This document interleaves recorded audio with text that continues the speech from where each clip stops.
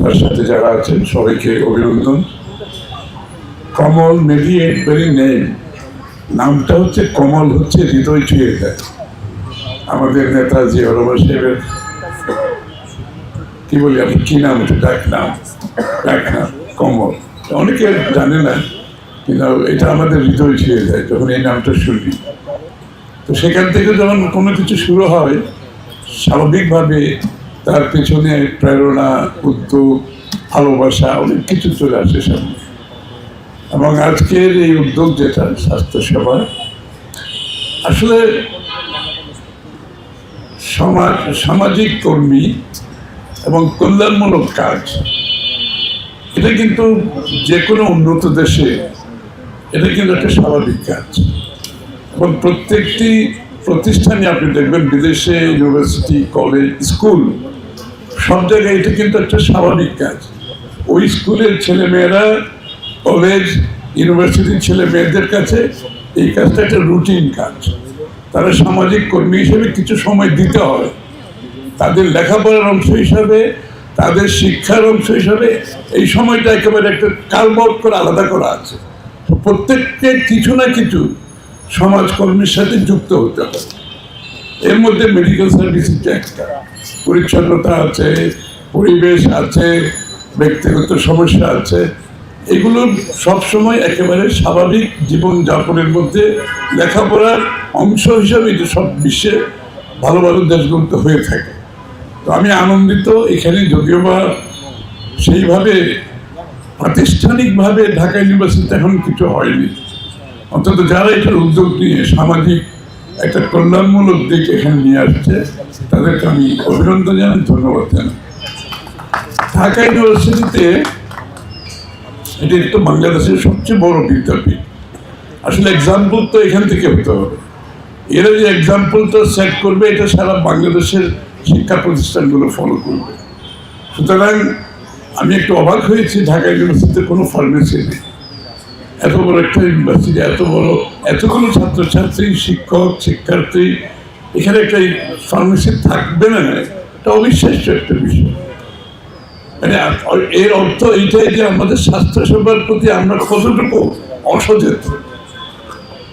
স্বাস্থ্যসেবা একটি নাগরিকের, স্বাস্থ্য, শিক্ষা, এগুলো হচ্ছে একটা নাগরিকের প্রাথমিক অধিকার, একদম প্রাথমিক অধিকার।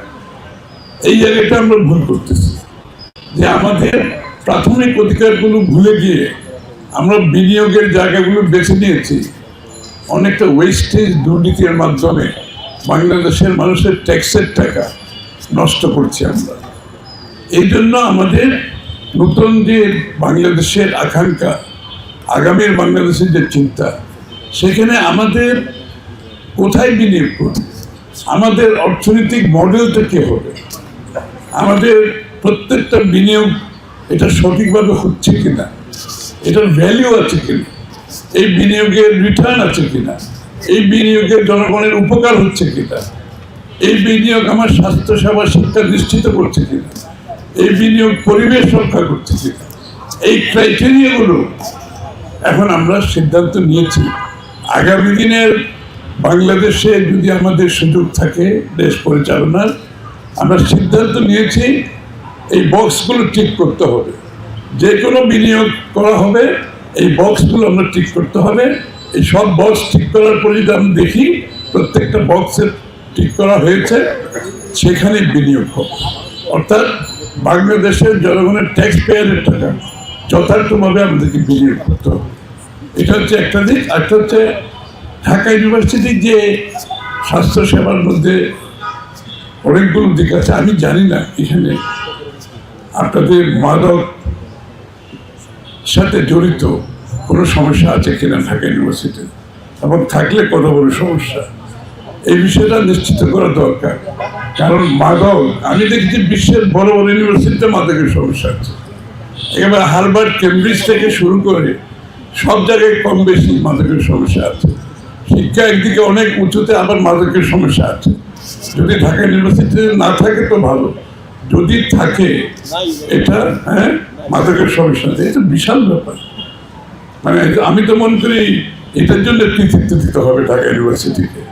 যে ঢাকা ইউনিভার্সিটিতে মাদকের সমস্যা বিশ্বের বড় বড় ইউনিভার্সিটিগুলোতে মাদিতে পড়েছে, যে ক্যামব্রিজ, অক্সফোর্ড, যেখানেই গেছি আমি মাদকের সমস্যা সব জায়গায় আছে। এবং আমার ছেলে মেয়েগুলো বাইরে পড়েছে, আমি তো দেখেছি ওদের সাথে যাদের বন্ধু অনেক সমস্যা। এটা ঢাকা ইউনিভার্সিটির জন্য বিশাল একটা পাওনা আমি মনে করি, তার জন্য তাদেরকে কৃতিত্ব অবশ্যই দিতে হয়।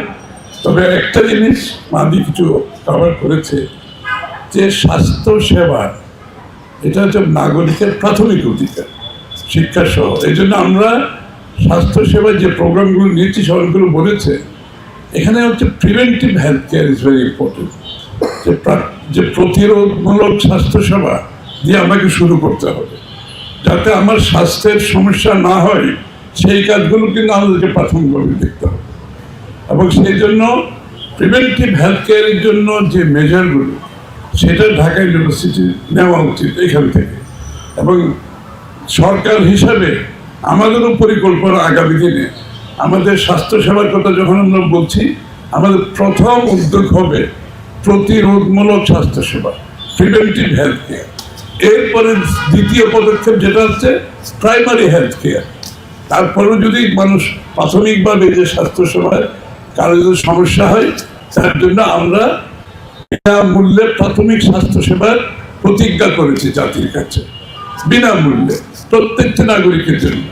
এটা শুধু তার জন্য প্রাথমিক স্বাস্থ্যসেবার মাধ্যমে তার পরবর্তীতে স্বাস্থ্যের কল্যাণ, যাতে আগামী দিনে তার স্বাস্থ্য অধিকতর খারাপের দিকে না যায়, এটা হচ্ছে মূল উদ্দেশ্য। প্রাথমিক স্বাস্থ্যসেবা যদি নিশ্চিত করা যায়, আপনারা দেখবেন আমাদের জেনারেলি যে বড় বড় সমস্যায় যাচ্ছে, অনেকে সেই জায়গায় আমরা রোধ করতে পারলে তার পরবর্তী বড় সমস্যা হওয়ার কথা নাই।